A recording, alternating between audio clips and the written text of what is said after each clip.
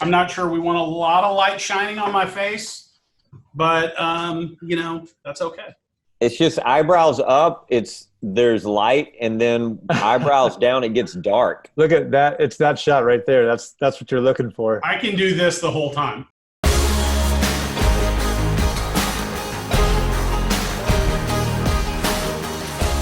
Hey there, and welcome to Career Goals, a show to help you find a greater balance between your work and family.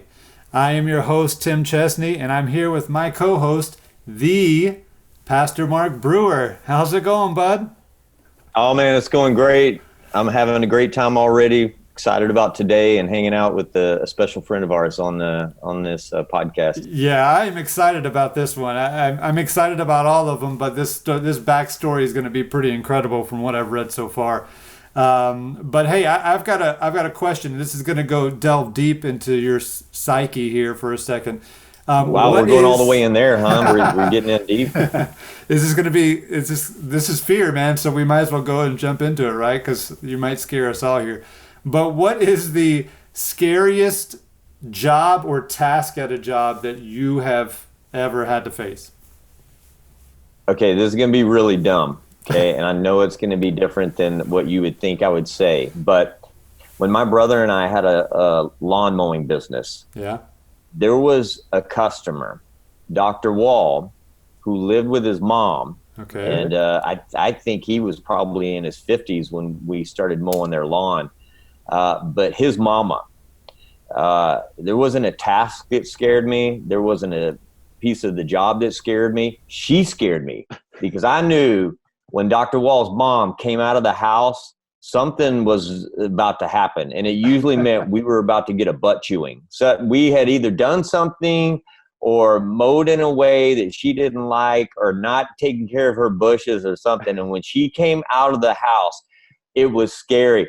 And if I ever got a glimpse of her walking toward the door, right, I would always go to the other side of the yard and leave my brother over there so he would take the first brunt of her onslaught. You just left him? Yeah, no, I'd leave him hanging. And Shay was like 5 years younger than me. So, I was probably 16 or 17, and he was really young. And he would always get the first brunt. And then he would come over there to me and throw his hands up and go, I don't even know what she wants, man. She was just yelling at me. So, man. Those good times. Isn't there like a code, like a no landscaper left behind thing? I don't know. You're supposed to be able to. Listen, if it was the difference between me skinning out alive or leaving Shay over there with Dr. Wall's mom, man, I was skinning out, dude. I got to get a mental image here. So is she in like one of the kind of elderly lady robes? Yeah, I think she either had a muumuu on or something. You know how they wear like curlers? The one-piecers? And she was hair? Definitely whoever you think. And by the way, I'm old now. Once you reach plus 50, you're in the crowd. So whatever you think is a really old lady, that was Dr. Wall's mom and mama, because he always called her now mama. Don't come out here telling these boys what it was always now mama. Wow. I had so many stories, and as soon as we would get done mowing the lawn, we were always heading to the house to go tell my mom what mama had been doing that day, and it was always good for some laughs. Wow, man. I could see how that'd be scary, though. I mean, as a teen or a younger, scary. Yeah, I mean, you got someone, I don't know. Yeah, I could see how that'd be scary. Mine is. What was yours? Yeah, mine is a little bit more of a physical fear. Have you ever gone to a driving range? I don't know how much you play golf. We haven't talked about that enough, but yeah. Yep. So you go, and I'm not talking Top Golf. I'm talking like the driving range at like the club old or school, whatever. Real balls, real clubs. Exactly. Yeah. No radars or GPS trips or anything like that. So I worked at a country club in Las Colinas. Real nice club, and it was fine. It was more of a summer type job, but one of the jobs was having to go drive the cart that picked up all the golf balls. No. And so it's forget that. Yeah, no, and so they give you, it's basically just a golf cart with this welded on protective cage around you. And so it's hotter than anything. I mean, it's during the summer in Texas. So I'm driving this thing around. Well, if you've you've actually been at a range and Yeah. hit. No, I'm What's not the only first been, thing I've you're hit doing? you. I've Yeah. hit you. I might have hit you. Like I actually might have been at that one and hit you. That probably was. I figured there's something between us that just is not right. So, yeah. So I'm driving around, and you're aiming for that dude, because I did the same thing, and it was fine. But I knew it was coming. Ultimately, I'm sitting there driving around one time, and the cage is rickety. It's just like, I think the welds have all but broken off except for maybe one. And so I'm driving this one day, and it's so hot, man. It's just I'm burning up, I'm sweating, and I hit this bump, and all of a sudden the whole cage starts to fall off. Oh no. So I'm like, I'm basically I'm basically about to be exposed with everyone shooting golf balls at me at however many hundreds of miles an hour those things go. And so I'm holding the cage with one hand, steering with the other, and just praying to God that like I can get out of there before I get nailed. No, I'm out, dude. Mine was I'm out.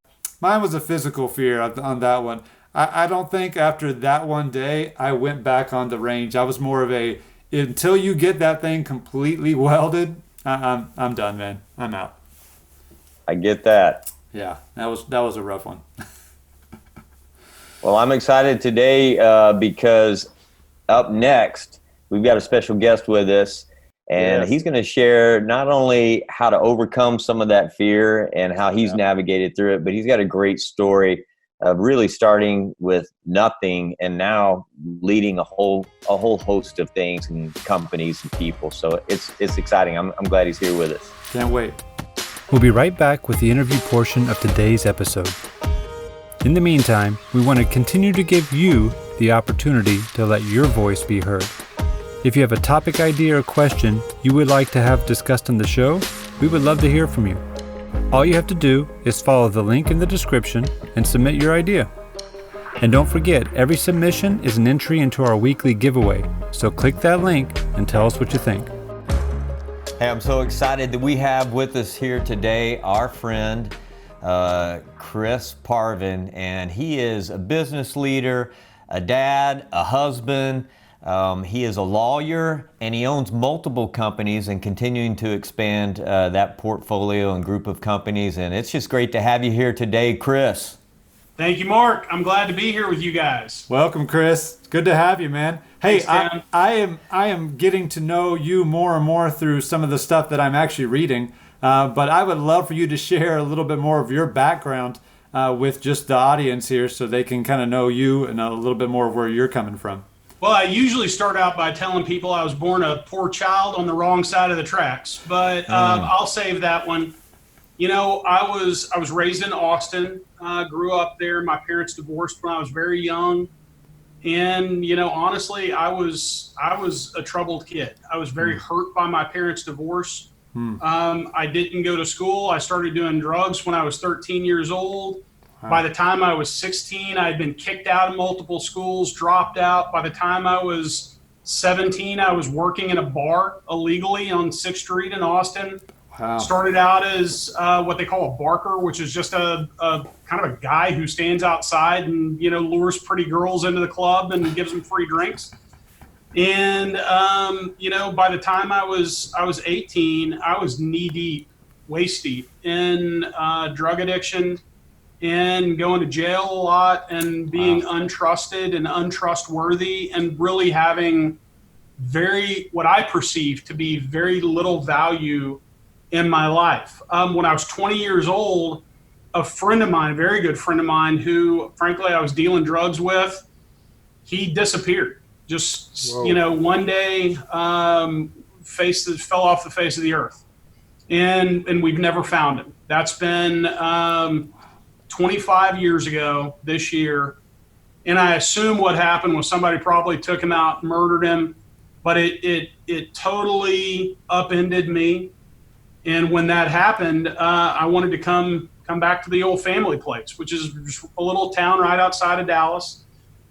And I came there, and what I really didn't think about when I came there was I had some friends who lived up there and lived in the area. And, you know, Melanie, Mark's wife, was a good friend of mine growing up. She was, back in her younger years, she was a little bit of a juvenile delinquent also.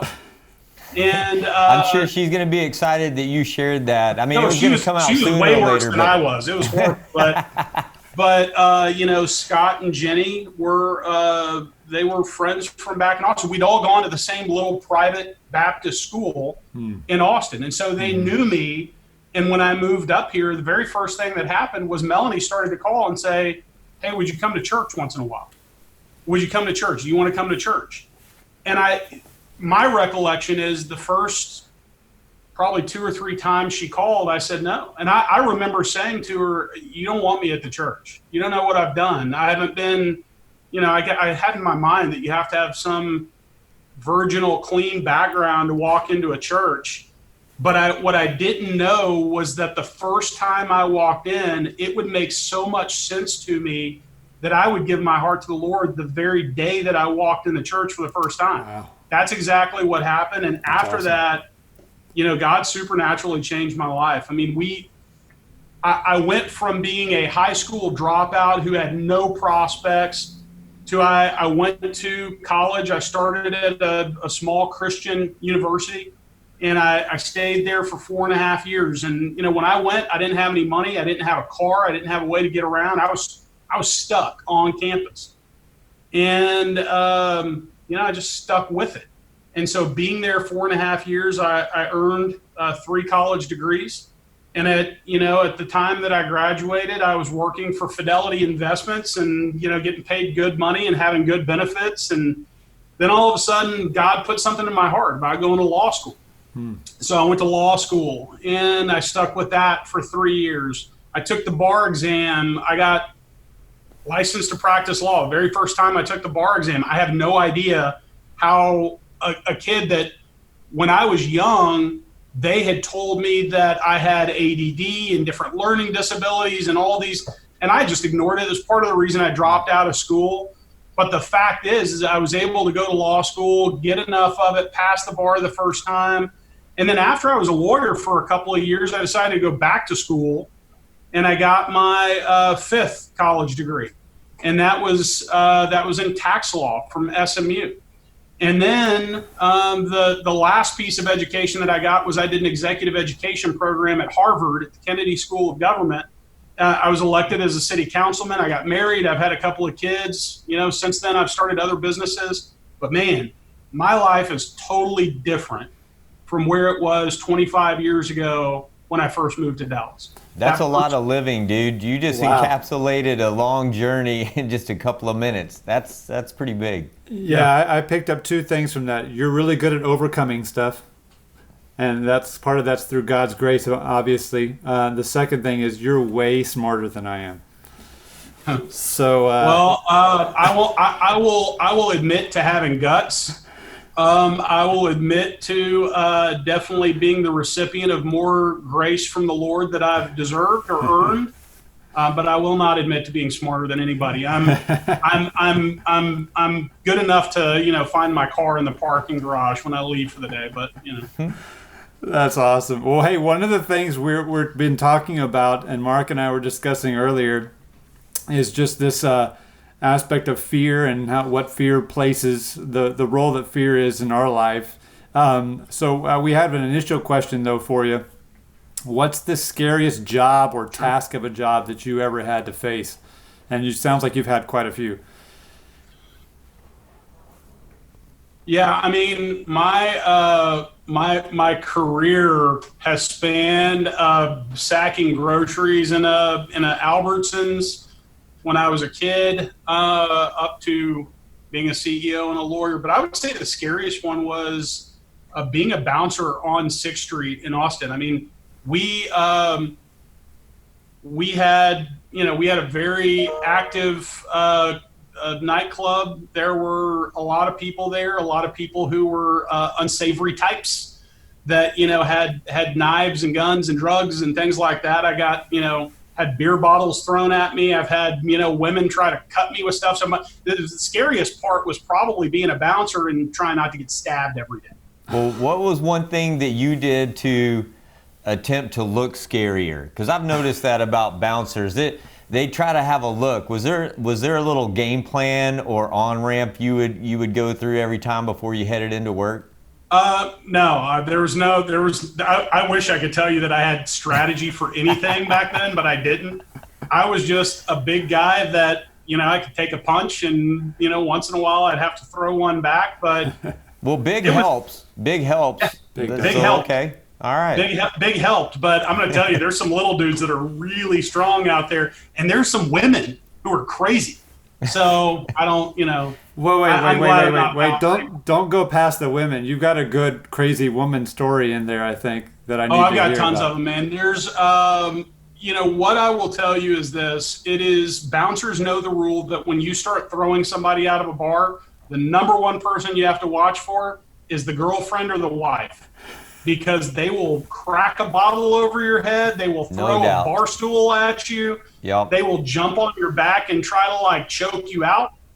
I mean, all that stuff has happened. And I'll tell you, I've probably been in upwards of 100 bar fights in my life.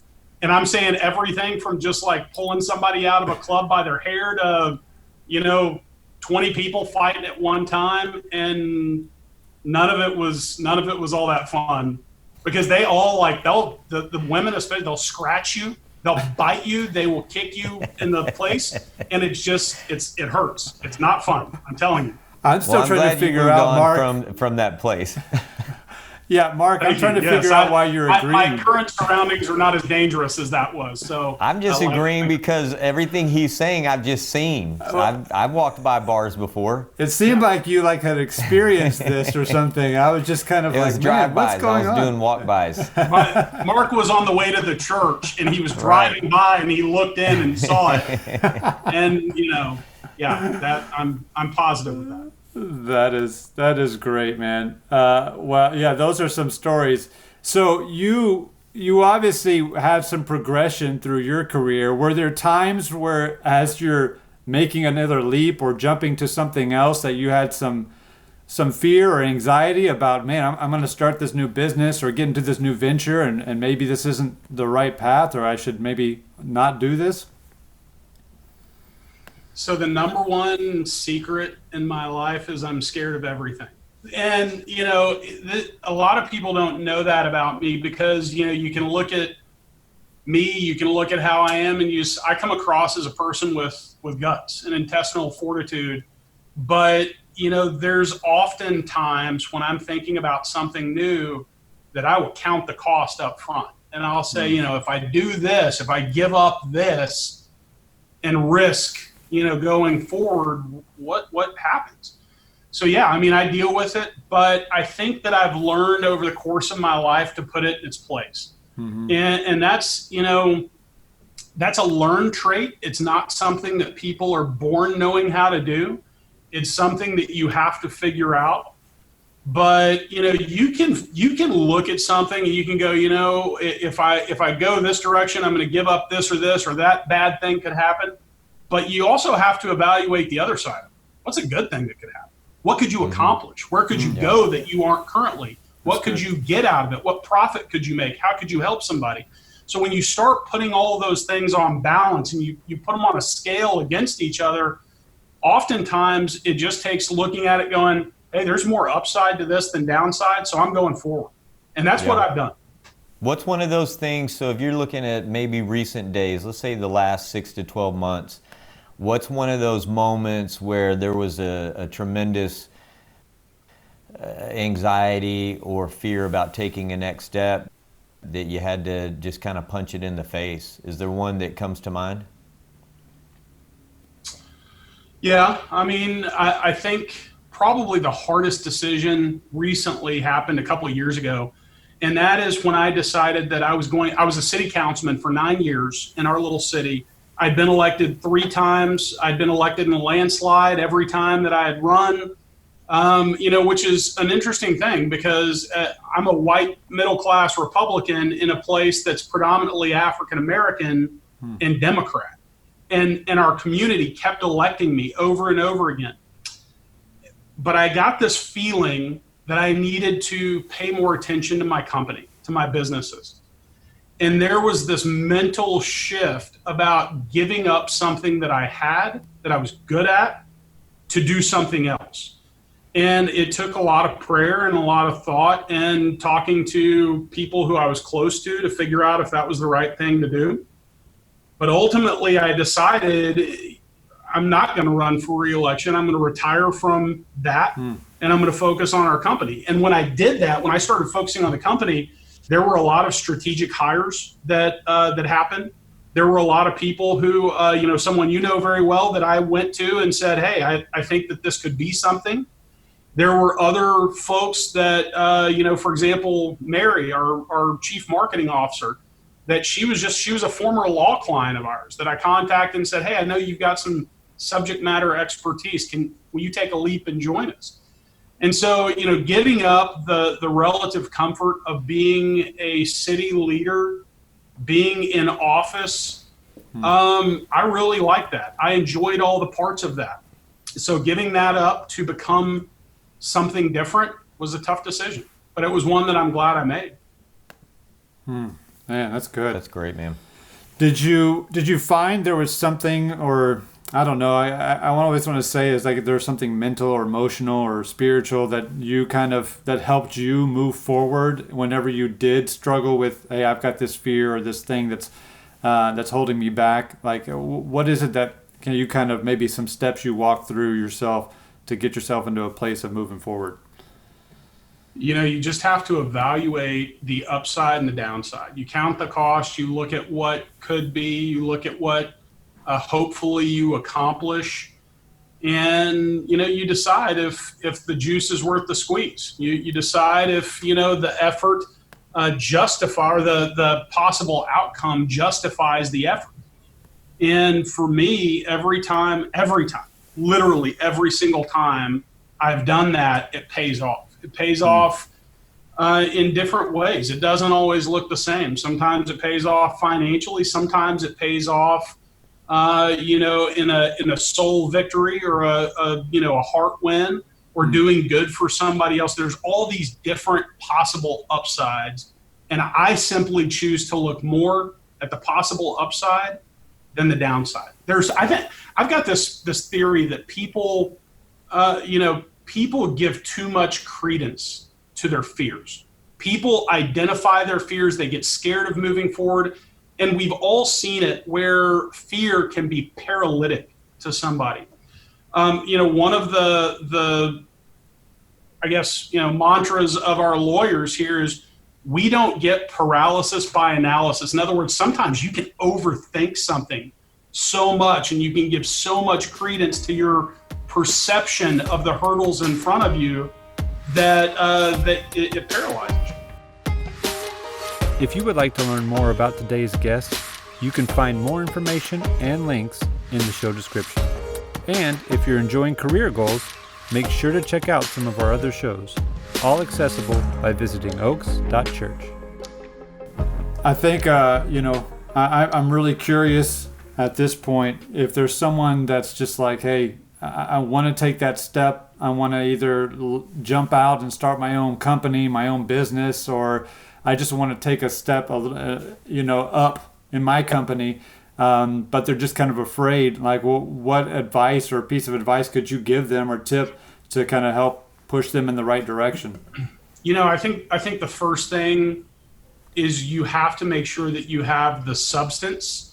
You can't have the sizzle if you don't have the substance. And so the substance is, if you want to take a leap, if you want that new job position, if you want that new girlfriend, if you want that new opportunity, what you have to do is you have to go, is this right for me? Right. So it's first, is it right for me? Am I equipped to do what I'm supposed to do here? And look, sometimes you're not equipped, and you figure out a way to go and become equipped. So there's a journey there sometimes as well. I mean, if I decided today that I wanted to be the chief technology officer of a Fortune 500 company, I'm not equipped to do that job. I don't know how to do that. But if somebody who's in our organization said, hey, I have this passion and I want to learn this. Can you partner with me to get me to this place where I need to be? in order to do that, companies are always looking for people who are passionate and dedicated. Yeah, that's good stuff. That's great. I love it. I love it, man. Thank you for giving me a new way of assessing risk reward. You got to determine if the juice is worth the squeeze. I'm excited about using that. That's going to be my work this week. Good. I every time you use that term, you need to put a check in the mail for $5 though. No, it's just a love hug. Now, just know that if you hear me saying that, that's just me saying I love you, man. I love you, man. Oh, I appreciate it. I love you too. You gotta do a Thank you so visual much trademark. for being here, dude. This has been Thank you. fantastic today, and I think a lot of people can relate to your story, but also even how you framed, yeah, you're going to have fears, but you just got to do it anyway. I love that, and I appreciate your heart and caring about businesses and people and growing things, man. Thanks for being with us. Appreciate you, Chris. Thank you. Great. Thanks, guys. Mark, man, he gave some great stuff, but that background story was incredible. Yep. It makes the things that he shares even more meaningful because from where he has come. Yeah, there's so much there, and yeah, honestly, I was listening to it. I'm thinking, has nobody made a movie about this dude yet? Because it sounds like something you'd watch a film about, and you'd be like, this isn't real. This isn't a real life thing. Somebody wrote this, but he's obviously gone through a lot, and I think actually one of the things I took, obviously, we're talking about fear. And we're talking about how you deal with that whenever you're trying to either take that next step for starting a new business or through working your way up in a company, whatever that may be. But I really kind of took more of his perseverance. I mean, there's just so many things that he went through and then had to persevere, and that wasn't just the hard times, but I'm sure there was a lot of perseverance that came into play when it came to going to school and getting his law degree and all that. I mean, I can't imagine, there had to have been a lot. So, I take that away just to remember to keep plugging forward. Sometimes you're not going to see those results right off the bat. And it just takes some time. How about you? And I appreciated, besides the, you got to determine if the juice is worth the squeeze. I'll be using that one for a week or two. But the idea that, yeah, you can have a dude that has a lot of fears, but don't let that stop you. And I think if you're watching this here today and you go, man, I got a lot of fears in a lot of categories. Okay. We just heard from somebody that has a lot of fears in a lot of categories and just did it anyway. And so that can be a great encouragement to all of us as we move forward in our business life and in our family life and trying to find how to balance both of those. Yeah, it was a great one, and it's been great hearing him and just hanging out again with you. And for everybody who's joining us, we just want to thank you so much. And again, this has been Career Goals, where we're helping you find a greater balance between your work and your family. And I again am Tim Chesney here with Mark Brewer, and we'll catch you next time.